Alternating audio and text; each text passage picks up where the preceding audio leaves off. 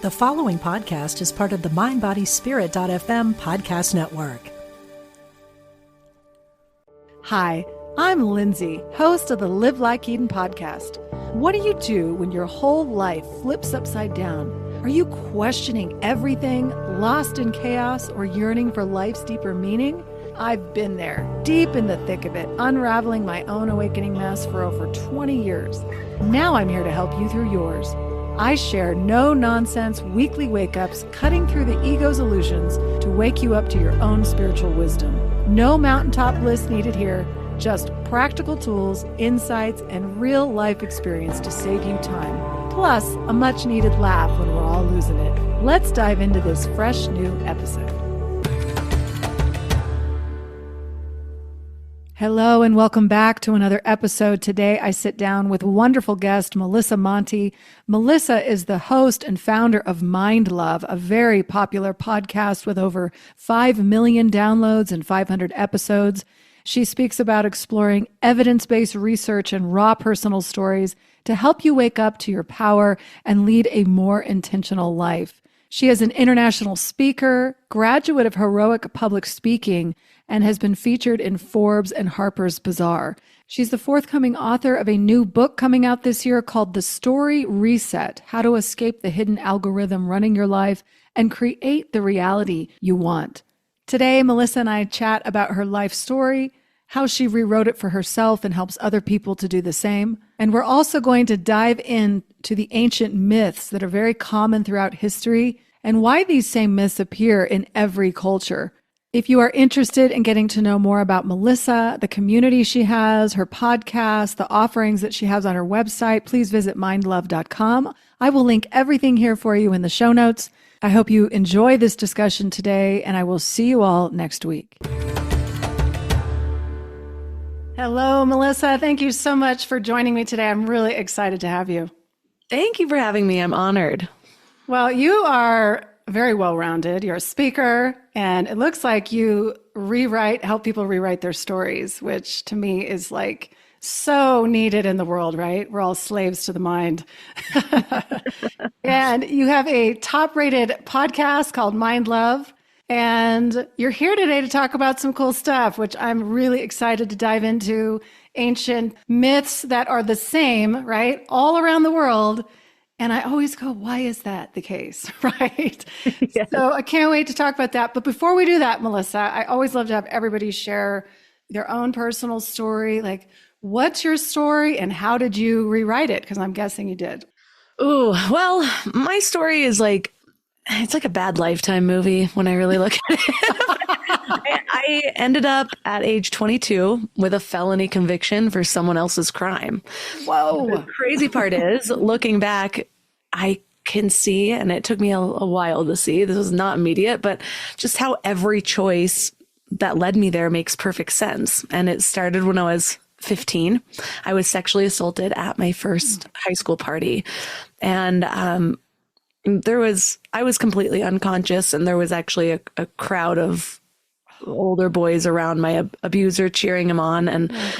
And when I got to school, of course, it spread around school since there were multiple people there, and I didn't know how to deal with it. So I just didn't. I think that was one of the first times too, where I really just felt what it feels like for my reputation not to match who I felt like I was inside. And so I started losing pieces of myself without even realizing it. I didn't even really know I was sexually assaulted. I didn't have the language for what happened to me. I didn't have the vulnerability to open up with people about it. And so I thought I had been drinking, so this was my fault. This was just my first sexual experience.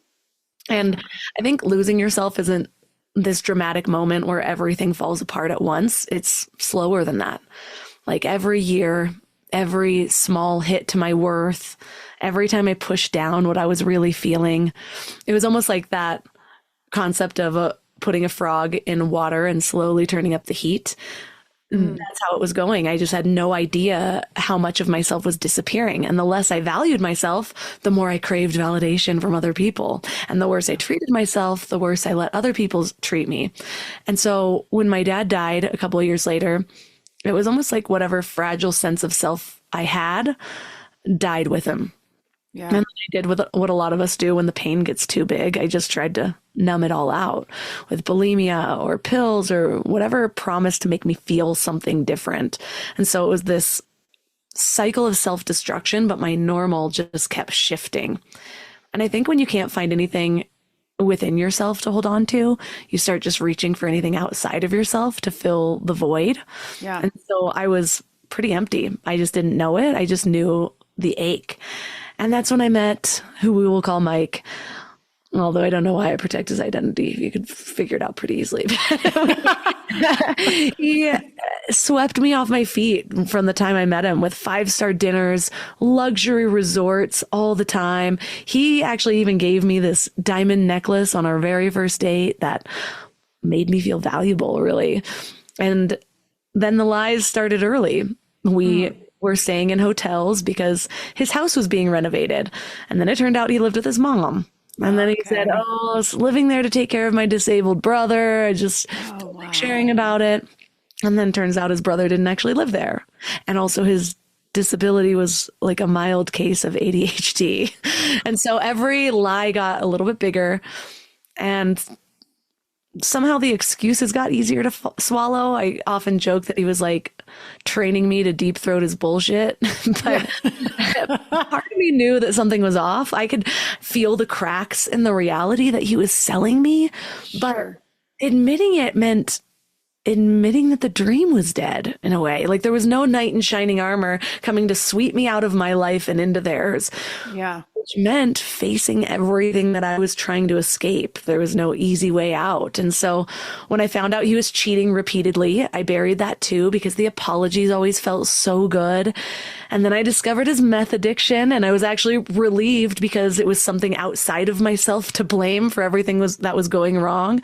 Like he wasn't cheating on me because this person was better. He was just messed up in the head. And so I wasn't just ignoring red flags. I was almost like collecting them, like they were going to complete some kind of a set. But really deep down, I believed he was all I deserved. And if he barely wanted me, why would somebody else? That thought was scary. And so a lot went on in this year that we were together, but I did finally try to get away from him, or just I knew I needed a break. I went to Hawaii where a friend of mine was living, stayed for a month, kind of got myself together, was feeling a lot more hopeful. But when I got back, I hadn't really done any of the internal work. And so it was just a couple of phone calls till I was sucked right back in to where I was before I left. And soon after, we were driving to lunch and I saw police lights behind us. And I thought a speeding ticket or broken taillight or something. But then they pulled us over and backup cars came and they made us get out of the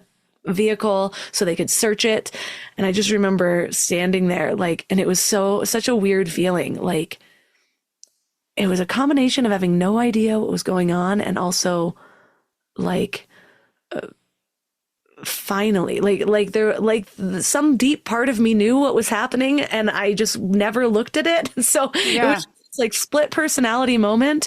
And when the police officer opened the trunk, I'll just never forget the look on his face when he saw over 50 lock boxes, bolt cutters, and cases of stolen jewelry. And so I knew he had a jewelry business. He had a jewelry business with his dad. So he told me, and we were selling a lot of this jewelry, and it was a lot of jewelry that were all in the same like category, like this gaudy jewelry that would have fit for the Palm Desert area that we were in. And we were selling it on eBay. I had no idea somebody would be dumb enough to sell stolen jewelry on eBay. But it turns out his jewelry business was actually stealing it from houses that were for sale and selling everything on eBay. Wow. And what he actually did with his dad was loans. And so he had all the MLS reports when people were home, when they weren't, if they were there, if they didn't. So he'd find places where people still lived, but they worked 9 to 5. And he'd go in and he would just clip the lockbox, jimmy it out in his Mercedes Benz, walk in with a key, come out with all the jewelry. Wow. And nobody reported him suspicious because he didn't look suspicious. But then it started getting sloppy because of his meth addiction, and he would invite his meth dealer to take the TVs. And so it was unraveling. But anyways, So can I ask you a question? Yeah. So did you you knew what he was selling jewelry, but you had no idea that he was breaking into people's homes and that kind of thing. Yeah. So when you open the trunk and see this, what is your first instinct? Well, I saw all the jewelry. I saw what I was willing to see. And so I was trying to figure it out. I was figuring out a puzzle, and I'm the lock boxes, I didn't know until there was a few months afterwards where he ended up getting rehab time, and he started to be honest. I think I saw a lot of versions of him, and none of them were actually honest. It was always manipulative in one way or another. But he did tell me a lot of how it went down, or what he did. And so I learned a lot of things, and part of why the jewelry all looked the same was one of the people that he robbed was actually some 90-year-old man that would work at the Palm Desert Street Fair, and he would bring jewelry. And I guess Mike was sitting there this dude has $1 million worth of jewelry, and he's coming Saturday and Sunday. No way he's loading it back up in his house. It's probably in the garage. And so he taught himself to pick the lock on the side of the garage, took a little bit at first, then he took more, and the guy kept showing up, and then he took almost all of it, and the guy never showed up again. And you got to imagine stealing this livelihood. Who knows how much that man worked for that? Oh, but I know. And it's not a care in the world. Could care less. Yeah. And because our cases were combined, that necklace I was wearing was stolen too. I was helping him sell this jewelry. We were faced with a choice, really. If I took it to court to prove my innocence, which I could have, because there were multiple eyewitness reports. 2 of them involved a blonde girl while I was in Hawaii. He was cheating on me with a sex worker, and he happened to have my dog during that time. He picked up my dog from my mom. So people saw this little dog and a blonde girl. But like I said, I was not even on the mainland. Could have guaranteed my innocence. But if I did that, he would have had to go to court too, and he wouldn't have been able to take a deal. And so he would have been guaranteed 10 years plus in prison. And at that point, giving him everything was almost a reflex. So I took the felony. And I just remember sitting in that courtroom later, listening to his victims, the military mom whose jewelry box actually held her dead son's baby hair that she had on her nightstand. This elderly couple missing a lifetime of anniversary gifts. And he's just sitting there with no remorse. And I'm bawling my eyes out as I'm basically sacrificing my freedom for his. Right. Something clicked. Not all the way. There was just something that disjointed in the way that I was living my life. And it took me years to really see things as they were. But I eventually realized that every single day I had been creating this reality without knowing it. That I think, especially in the self-development world, we have this misconception oh my gosh, I'm learning I can create my reality. I have the power to manifest. And they think it's something that they can sit down and do in a targeted way. I'll manifest on Mondays and the rest of the time I'll just wing it. But the truth is there's only 2 options. You are either consciously creating your life or you are unconsciously repeating. And there's no middle ground. And you might not know what that unconscious is, but like I said, for me, it was this seed and a slow burn of just chipping away at my inner stability.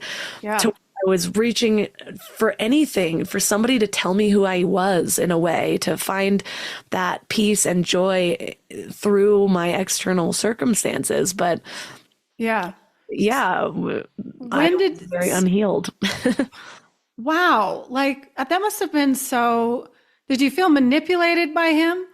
I mean, and if I, it's easy to tell it in that nugget of a story, but but I went to jail. He went to jail. I was ashamed to call my parents. My mom worked at a church at the time. My stepdad literally volunteered at the police station that I was arrested at in the homicide investigations. And so I didn't call them. I waited to get out of my own recognizance. I tried to call Mike. I got out and they just sort of let me out after several days of being in there because it was over a weekend, and just sort of spit me out in downtown Indio. And I like took a bus to Walmart. My first thought that I needed was like the things that I bought at Walmart right after I was released was makeup, a mini hair straightener, and a burner phone. Like what? like I'm worried about how I'm gonna look right now. Like just looking at the brokenness. When I was in jail, I was worried about getting a razor from like the commons and trying to figure out how to shave my legs. And my biggest concern was actually not even that my life was imploding, but that I couldn't find enough privacy to purge my food because I was severely bulimic at that time and sharing a cell with 20 other women.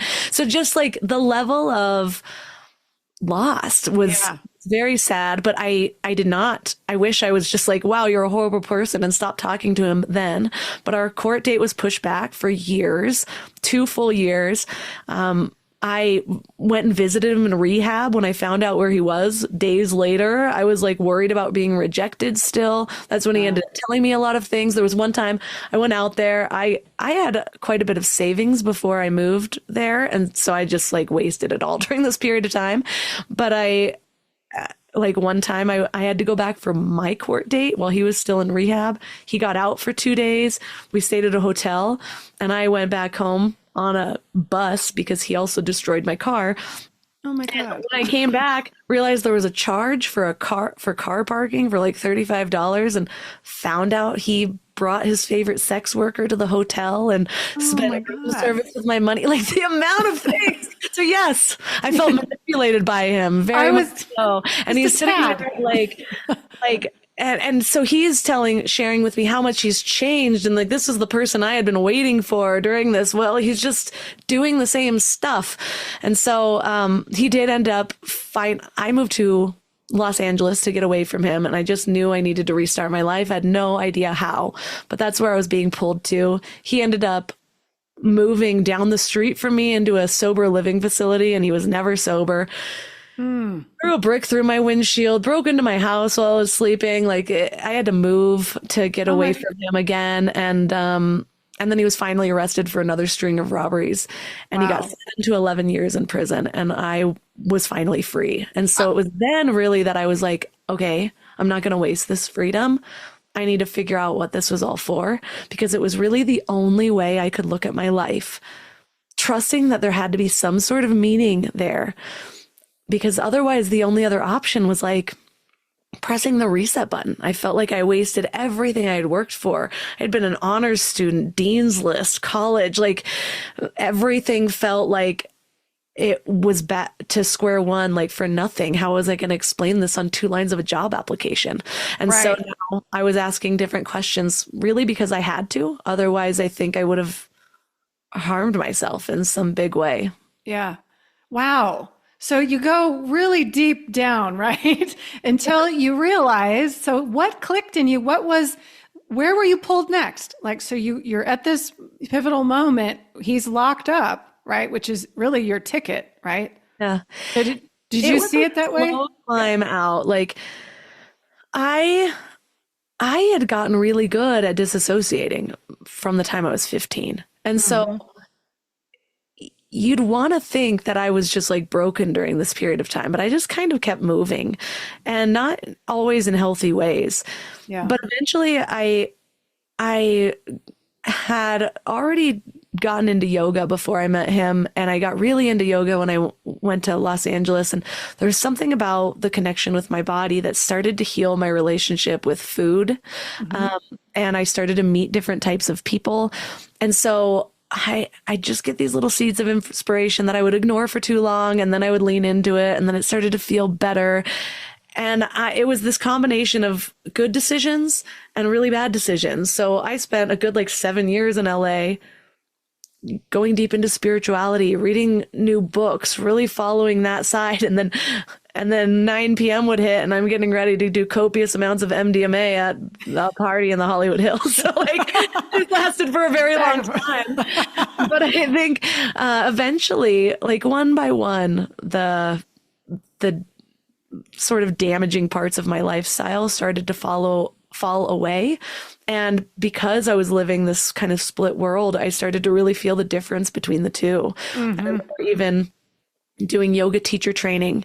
And at the time, I was also hanging out with somebody who ended up being my boss for a while. Mind you, I got really good jobs. Like part of what worked for me was, how do I find my level of success without anyone else's permission? And that is what brought me toward entrepreneurship. And I could actually see that at the time, where it was a few years in, where I was like, you know what? So many people go into this with one foot in, one foot out. And when it's hard, they go back to what's comfortable. And I don't have that back to what's comfortable, because I don't want to deal with the job application process with my current record. And so I had to just go all in. And I went hard, and I got really good at things quickly. I won a contest that got me into a conference. I won a contest at the conference that set up my freelance career. Oh, wow. I was working in the tech industry. I ended up meeting some guy at a club, and I was looking through the app store because I was a nerd. And he's like, did somebody tell you what I do? And he like gave me a job in the app world. And I worked my way from social media girl to product designer to vice president within like a year and a half. So I've always been a hard worker, and I trusted myself in that, which helped me to not lose complete hope in myself. But I really had to get comfortable feeling my feelings, which took a really long time. And it was so embedded in with, like I said, the sexual assault and then the eating disorder. You're really training yourself not to feel the hunger, not to feel the pain, not to feel your own signals. And so, there's things even now where I can feel, that was a scale that I just shed from my past life. I didn't know that was still there, you know? Oh, yeah. So, well, it seems like we're always doing that, aren't we? It's like constantly shedding the skin. Yeah.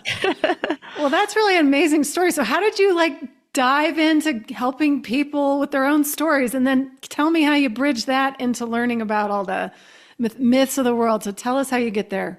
Okay, so there's almost two overlaying stories, but so I did end up working in the startup world for a couple of years, and like I said, my career went well there, and also I had a very interesting relationship with my boss. I was one of the only single women, and he was a big party guy. He was like new money, like let's like buy girls. I was like his wingman all the time. But so we'd be partying all the time, and it was so fun because he just had all this money to do whatever. And I thought it was fun. Let me clarify that. And then I was doing yoga teacher training, and my friends there were like a little younger, but it's just no money. Like everyone's scraping by, like most people in their early 20s. Yeah. And I realized how much better it felt there versus my two guy friends that were loaded and kind of using me for wingman. I started to feel how I was completely replaceable there. Like they didn't actually care about me, you know, and if a hot enough girl came, I was ousted. You know, and then these people were like real friends despite the opportunity. And I could feel that. And I was like, you know what, this feels better. And so it was all these really starting to be honest with myself about what felt good versus what looked good. And one of those things was my boss. We'd have a blast sometimes, and then he was just very toxic. Like, and most of the people at the company, I mean, everybody knew it. He would just sit there and scream at you. And because I was closest to him, I was his punching bag quite a bit. And so I thought to myself, like, what do I do to feel purposeful? Because this isn't feeling that. It's a great opportunity, but it's missing a lot of things. And so I knew I needed to find something on the side that lit me up. And I started to become obsessed with the idea of finding my purpose.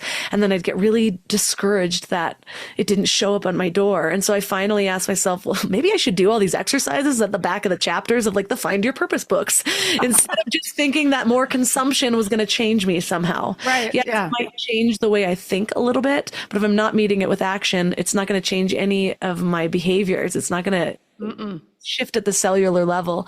And so I started to ask myself really targeted questions. It was really the first time I immersed myself in self-inquiry. And I asked, like, When am I the happiest? What do I love about my job? What do I dislike about it? How about every other job I've had? What was great? What didn't I like? What do people compliment me on? What do I feel uniquely suited for? What are my natural talents? What am I curious about? What would I do endlessly if I didn't get paid for it? What am I doing anyways? What does my Audible library say about me? And I started to just get really curious and find the patterns. And the great thing is this would be so much easier today because you can get all these answers and then like throw it into AI and probably get insights that you've never seen before. But I was doing it all manually. And I did start to see one of the exercises I did was I asked 11 people in my life that knew me in different areas, whether it was a former roommate, a coworker, my mom, like a guy I dated once.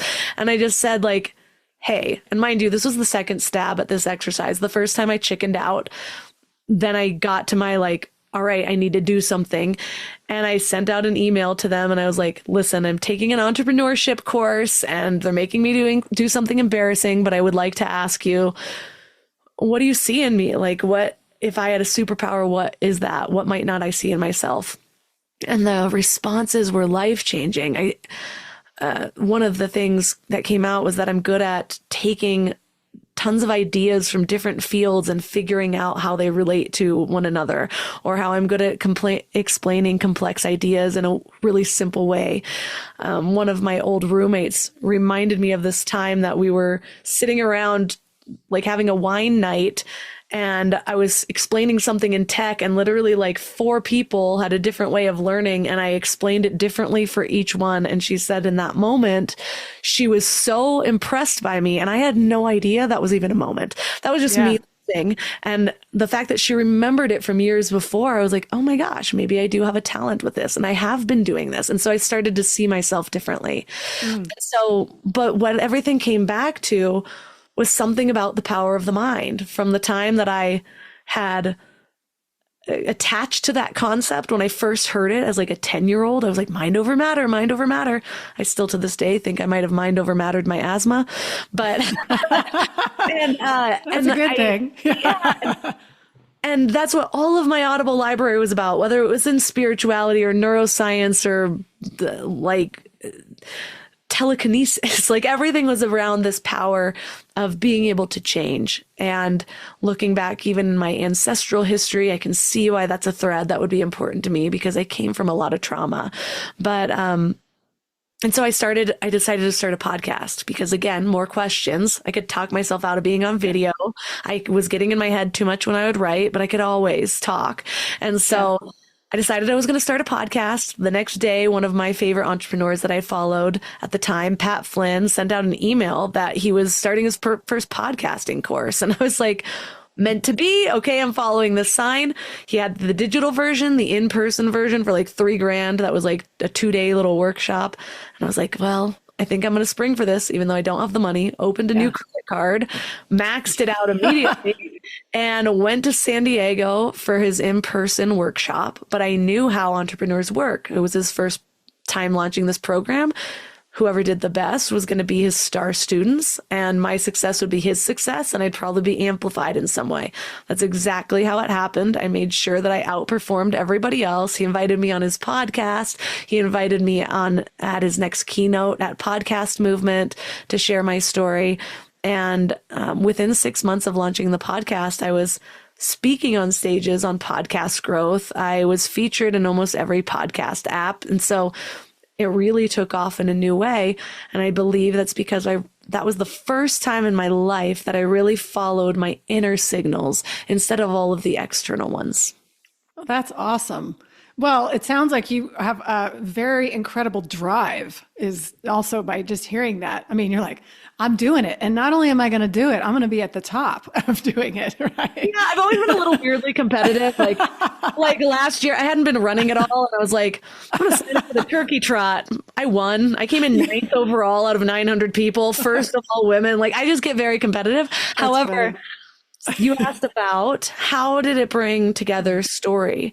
Yes. Well, I really started to figure out how my life had changed. I realized that everything was, I wasn't ever really reacting to my circumstances, it was always the stories about them. It's not that it's not the situations that were suffering. It was my thoughts, my beliefs, my projections into the future, what it made it mean about me. And I started to see that, and I realized rewriting so many parts of my story was important. But I also had this really sort of unique conversion of ideas. Part of what had happened, I was raised very Christian. During my trauma, the sexual assault, losing my dad, losing another friend, I went through a period of like, there is no God. I went to college, took a world religions class. It flipped things on my head of what I thought I knew. I started to see that the stories had existed before the Bible, many of them. Yeah. And so I just lost my faith. And during this period, it also felt really empty and meaningless. And so something about no divinity just didn't feel right to me. And so I started to follow this other spiritual path. But I would always say this little secret prayer to Jesus just in case, like, I'm not trying to end up in hell. If I'm going the wrong route, like, guide me back. That's your job. I'm not trying to be like defiant. I'm just trying to find what feels right. And this doesn't feel right. So just in case. Yeah. Covering my bases here. I was like, this is like having one foot on the gas, one foot on the brakes. Like, it doesn't feel, now neither of the paths feel right. And so again, self-inquiry, like, what do I need to know to find wholeness and to feel confident on the path that I'm on? And so I decided to start looking into theology, like, deeply. And one time I was reading something, and I remember saying to a friend of mine, I feel like we misunderstood Jesus's role. And I was like discerning different things. And then I went to a coffee shop, and it was like that same day or the next day, something like that. And I overheard some guy say to somebody out of the blue, which this is the only time I've ever even heard someone mention Jesus' name at a coffee shop, unless it's one of those church coffee shops. And, and I'm like, and he goes, I just realized we've misunderstood Jesus's role. And I was like, my exact words, I need to eavesdrop immediately. They're talking about Bart D. Ehrman. And so I immediately write down the name, find out he's got dozens of books. I've read nearly all of them now. But then I started following the threads, and I started to understand how, well, first of all, Jesus spoke against the institutions, and then we just institutionalized him. Oh yeah. Rewrote so much of the Bible. And I got really clear on, like, when was hell first conceptualized? When was it first talked about? 300 years after Jesus died. Interesting. Like, when did these stories actually originate? What was it trying to tell us? So I had gone so deep in this, always felt like this side little hobby. Yeah. But then I had also been starting my own business. So I understood a lot about marketing from that in the startup world. And then I was interviewing people on my podcast, a lot of neuroscientists. And so I started to see 3 unique angles of story that most people miss. First, there's the neuroscience side. Dan McAdams at Northwestern University actually spent decades researching something called narrative identity. And it's how the stories you tell about your life literally become your psychological reality.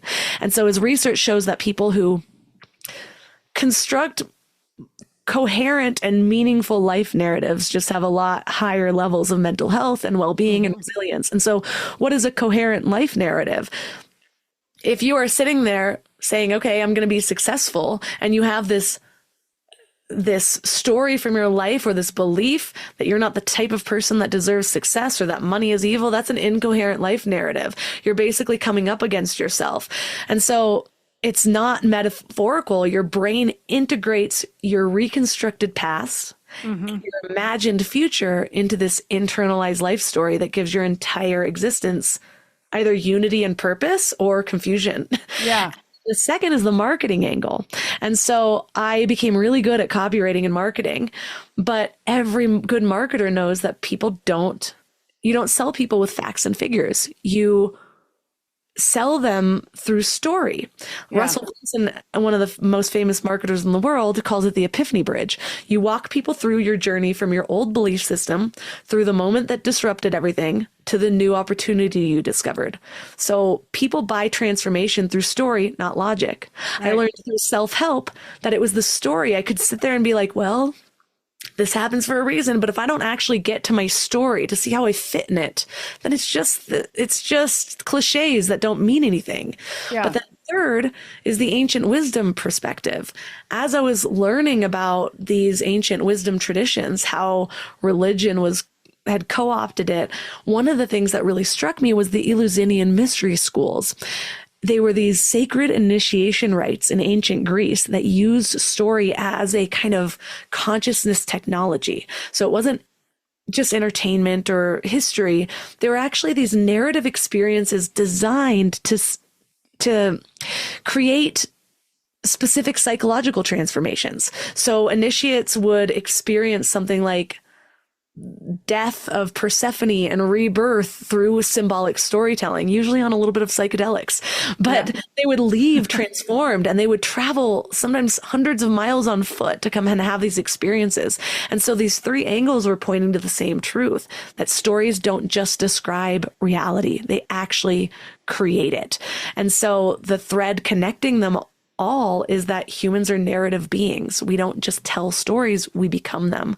And so something about that all clicked together. I realized most people that are obsessed with Bible history aren't obsessed with marketing. And I was like, oh, not at all. Like I'm supposed to bring here. And so I wrote a book about it that should be out next year. But I also, I started realizing that is the healing that most people need. It's not just the mindset. It's like who you believe yourself to be at your core, and how do you fit into everything that's happened and everything that you want to happen. And that's where you can change your life the fastest. Yeah, because you could like say an affirmation over and over again, which I'm like, whatever. But if you're not doing it or feeling it or actively making it happen, it's not happening. You know?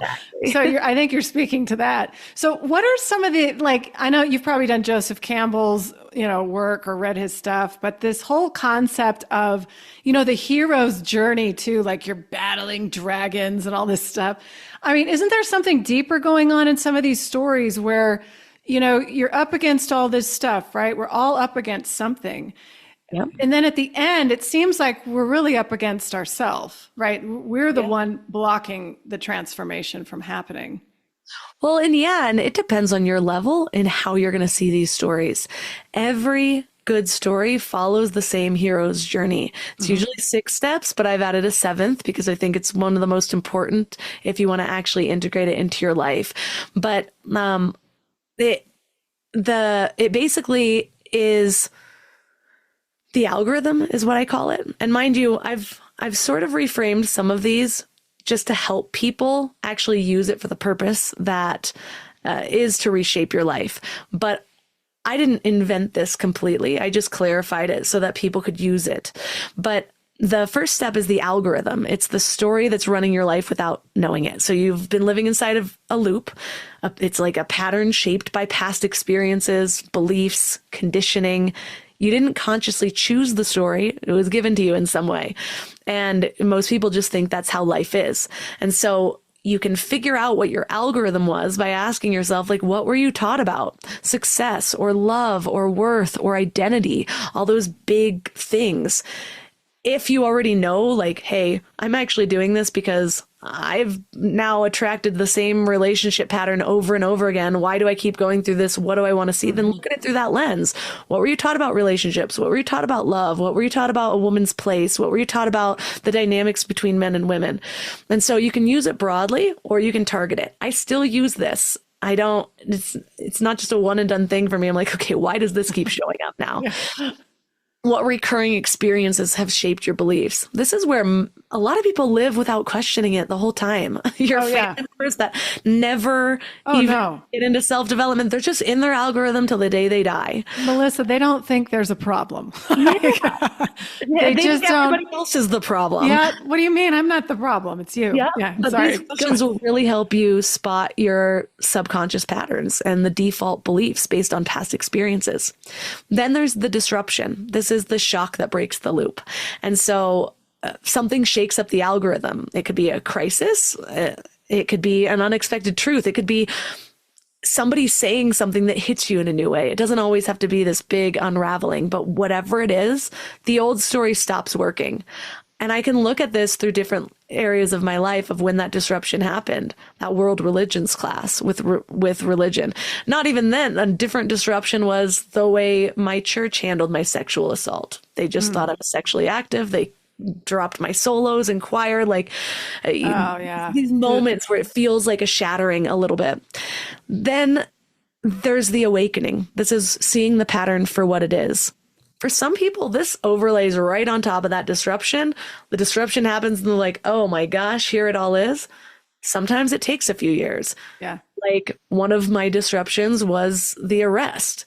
I didn't automatically know what was going on. I felt a fragment in that courtroom, but it took me years to really see what that awakening was, my place in it, to get out of the victim mindset. But this is the moment that you saw the pattern, the assumptions that you realize weren't actually true. The next phase is the resistance. This is the battle between old and new.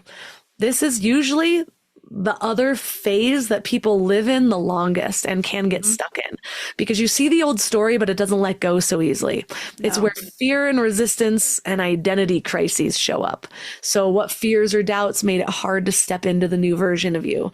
Where did you hesitate or self-sabotage or nearly turn back? I just had a call with one of my clients that said, I just realized like I've been so immersed in spirituality and there's all these little pockets of my life that I'm not living it. I believe it, but where am I not integrating it and embodying it?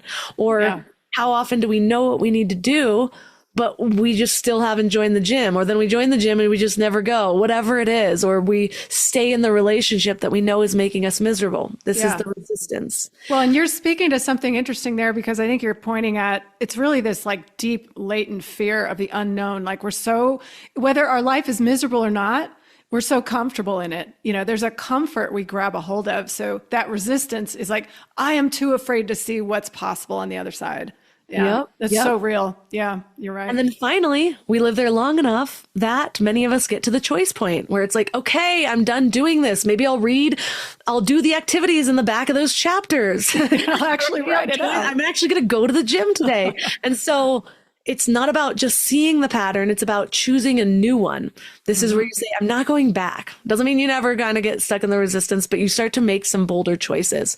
What was the exact moment you decided to change for real? Oftentimes, this is when the fear of change becomes less than the fear of being stuck where you are forever.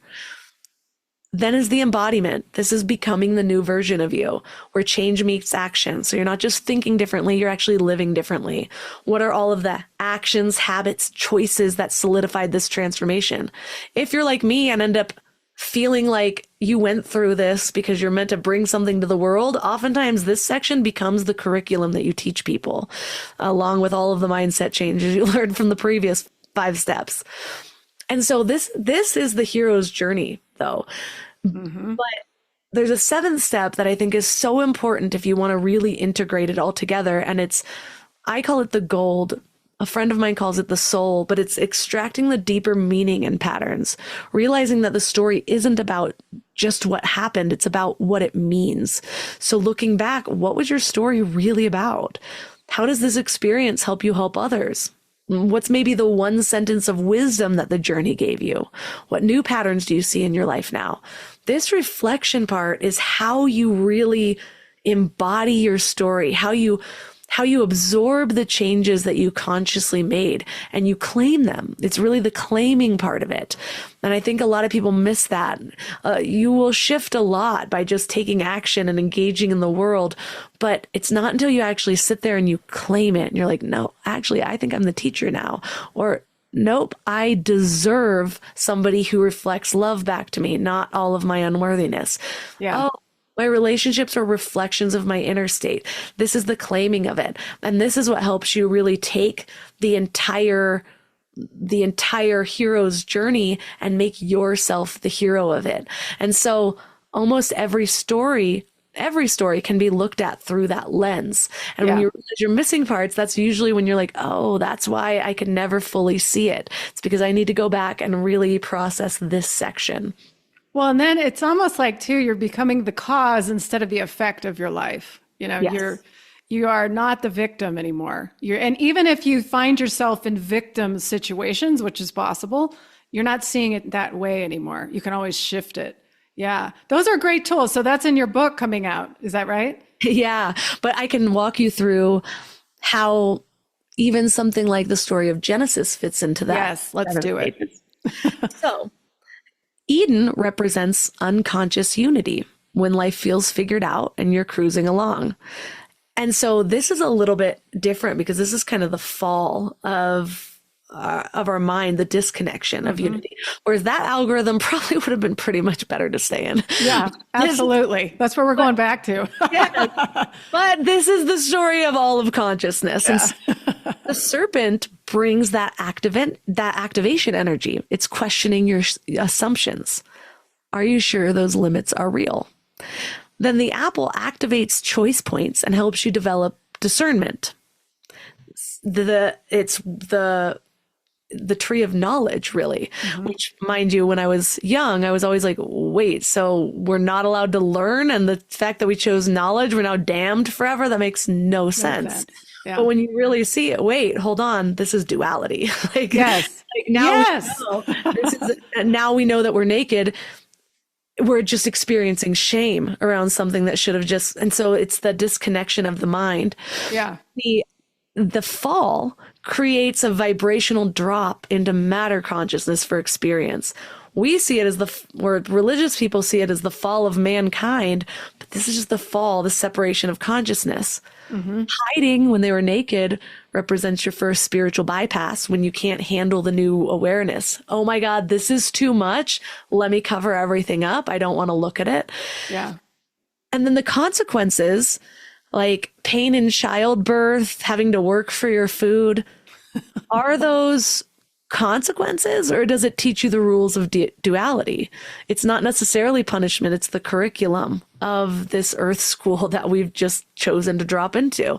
Yeah. And then the exile represents the conscious partnership with the divine. It's like the graduation into co-creation. It's like, okay, well, now I'm choosing this human experience, but now how am I going to do that? Am I going to take it one way and just let the ego lead? Or am I going to try to feel back into divinity and really bridge that gap? Yes. And so when you look at the story through a new lens, and it's interesting because there are multiple ways that I've heard this story reinterpreted, but I believe that they all have truth in them, because I think that is how consciousness technology works. It's kind of like if you and I were both given the same book, and even if we went chapter by chapter, what were your takeaways? Your takeaways would be different than my takeaways. Yep. And even if you read it for the second time, your takeaways that time would be different than the first time because you have become a new person. Yes. During that. And so I think with the best stories, you can interpret them based on where you are, and you will interpret them in different ways, depending on where you are in your own journey, how your mind processes an idea so big as God. Do you call it universe? Do you call it God? Is it just the divine matrix? Is it a man in the sky? Are these all ways to deceive us, or are they all paths back to the same thing because we all need very different things? Yeah. The way I process information is very different from my boomer mother. She feels very safe with the structure of religion. She has no questions, and she thinks it's evil to question it. Right. I am not that way. I tried to force myself to be that way, and I just felt inauthentic. Yeah. I think she'll take that path till the day she dies, and it'll give her peace. Yeah. Glad it exists for her. Right. But I don't want somebody telling me that is the only way, because that's just foolish. It is. And you're pointing at that, getting to attach to how your return to that understanding or realization of God or God energy, whatever the terminology, I'm not even sure there's a term, is different for every person. And each thing in this world can serve as a symbol to get us there, and that I like your interpretation of the garden and Genesis, because I'm like you. I don't see that as a literal interpretation. Biblical literalism is the worst thing to ever happen to the Bible. It's like, what are we talking about, people? It's why they took out the Gnostic Gospels, which, by the way, they were included in the Bible until the 1912 versions. And so for all the Christians that say, well, they took it out for a reason, you mean the Council of Nicaea, that first of all was already corrupt. And I know. the first Christian empire was one of the most corrupt empires that we had. And then they chose what's in the Bible, and they even counted that, and then they decided to take it away right before all the Rockefeller crap happened. Yeah. Like, really, you're going to trust that? You don't have any questions?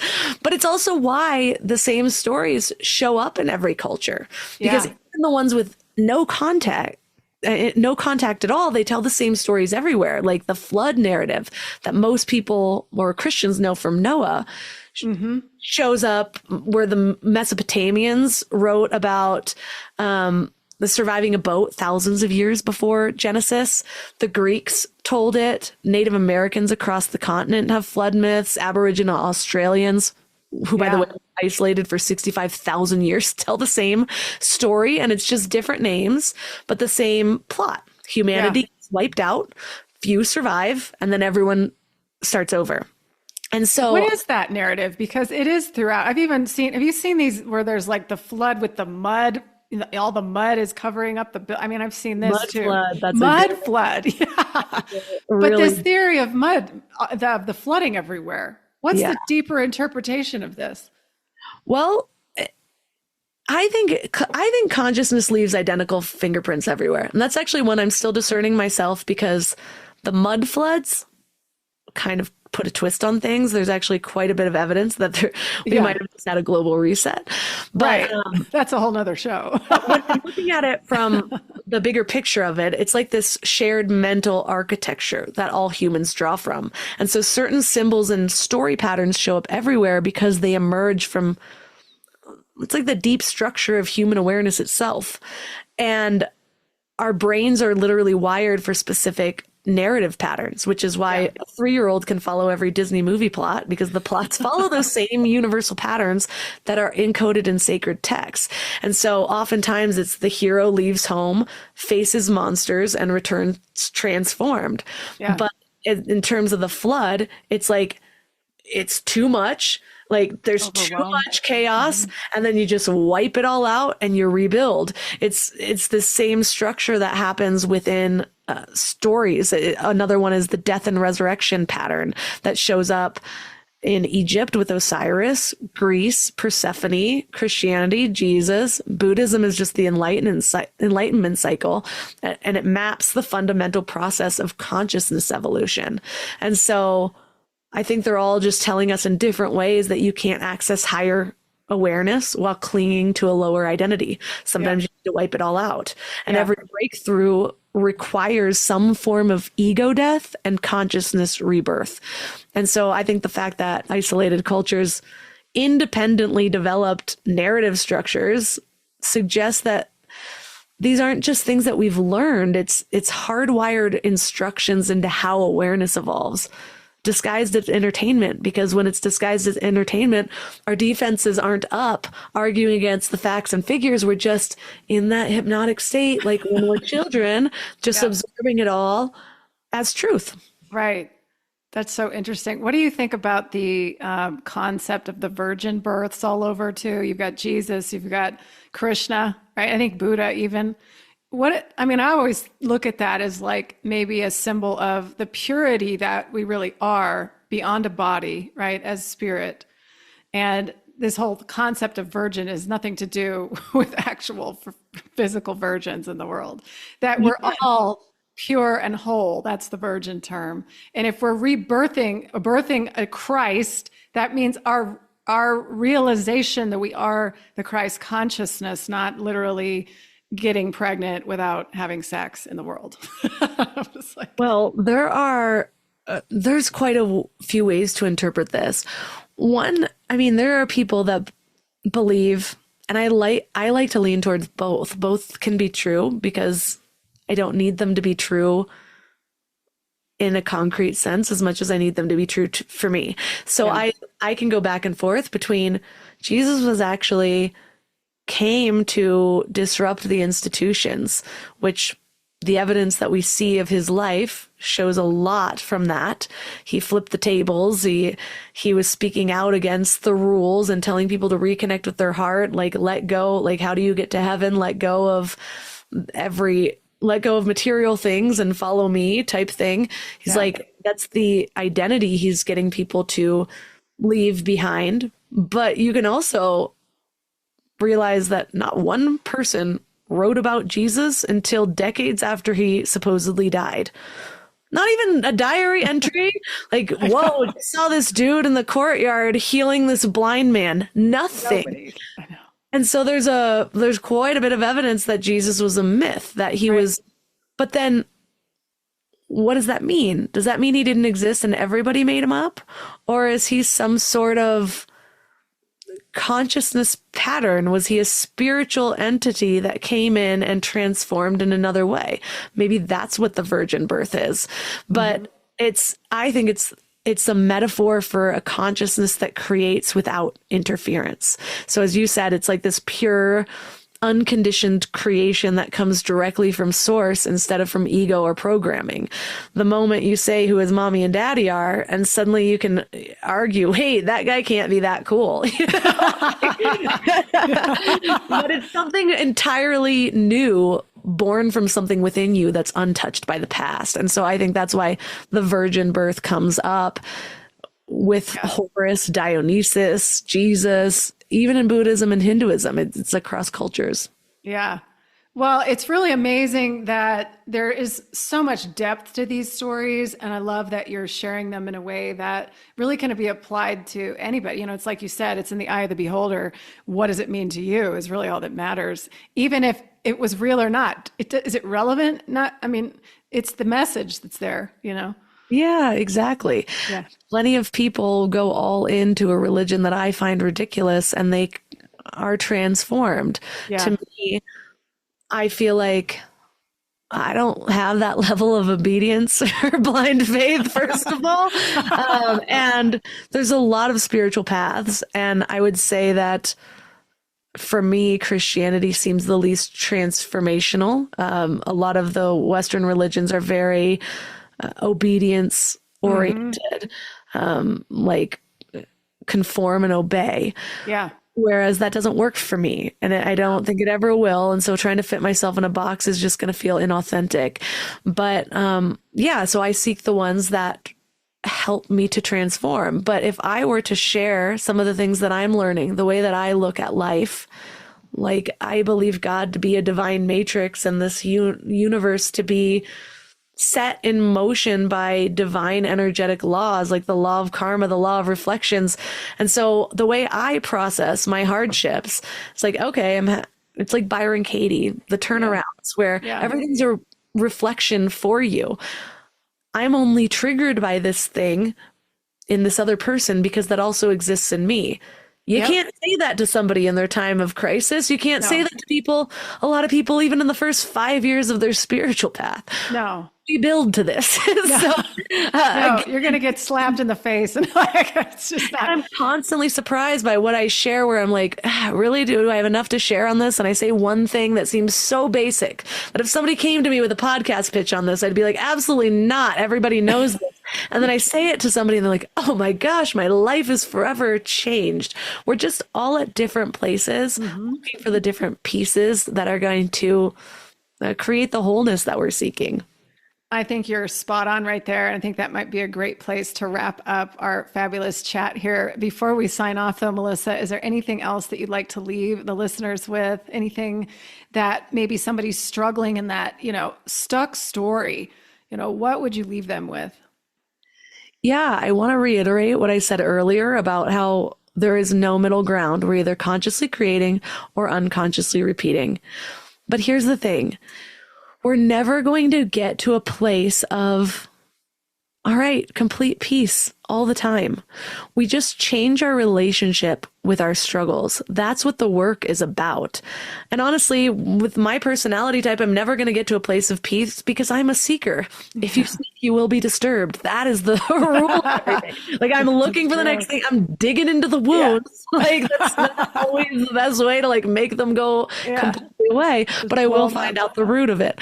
And so it can feel very overwhelming if you're just starting to be more conscious in your life, especially if you spent as many years as I did trying not to feel, because now you're flooded with these things. So go at your own pace, but also know that, yes, it feels overwhelming because you start to bring awareness and realize how many things might be different than how you would want them to be.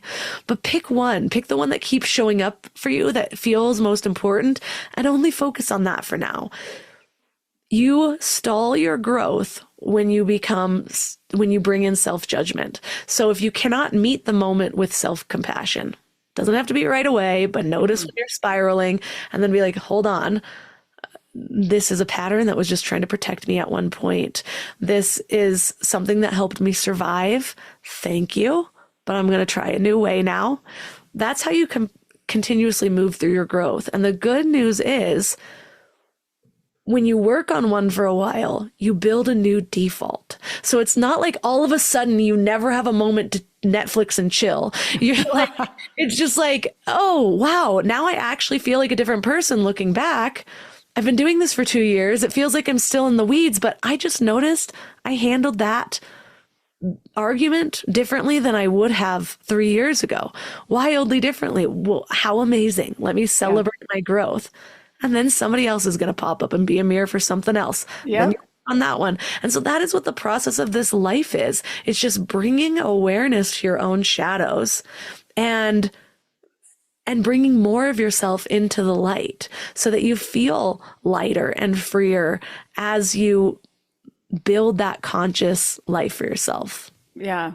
Well, that's a really great way to put it. And like you just said, you're always going to get a lot of practice in this world, everybody. Especially if you're the kind that's listening to this podcast, you are a seeker. You're probably here to forge that path before other people. And so you can get down on yourself for it or realize, wait, I chose this and I wouldn't really have it any other way. And if I'm looking for growth, I will find struggles along the way. So that's just how it's going to work. Or you can put your head in the sand and you can be like Aunt Brenda and just like watch the Kardashians and go to bed and like eat your popcorn and just be happy. But you might not bring your struggles to the surface quite as much. You'll just sit next to them on the couch.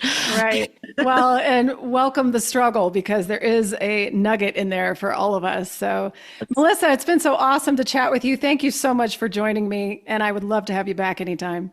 Yeah, thank you so much for having me. It's been a really awesome conversation. I love deep conversations. By the way, this was one of my way of building that in. I'm like, nobody wants to talk about this stuff. Let me just build a career around connecting with people who do.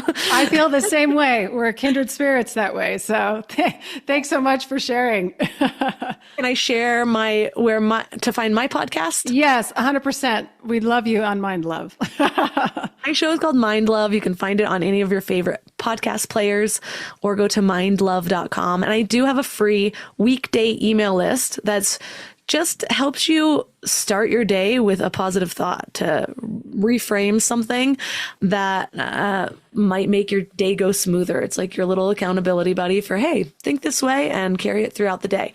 So you can find that at mindlove.com. Oh, that's awesome. And I will make sure to link everything, all of your information in the show notes. And I know you've got lots of programs for people too. So everybody check Melissa out at mindlove.com. All right. We'll talk soon, Melissa. Bye-bye. Bye. That's it for today's show. Thanks so much for listening. If it resonated, please share, follow, and drop a review with your takeaways. It really means a lot. Visit my website at liveLikeEden.com to subscribe for weekly reminders and blogs, or sign up for a free 30-minute consult to explore one-on-one guidance sessions if you're really struggling in Awakening's darkness. Take my Awakening quiz to get a personal podcast playlist that meets you exactly where you're at. See you next week for another deep dive.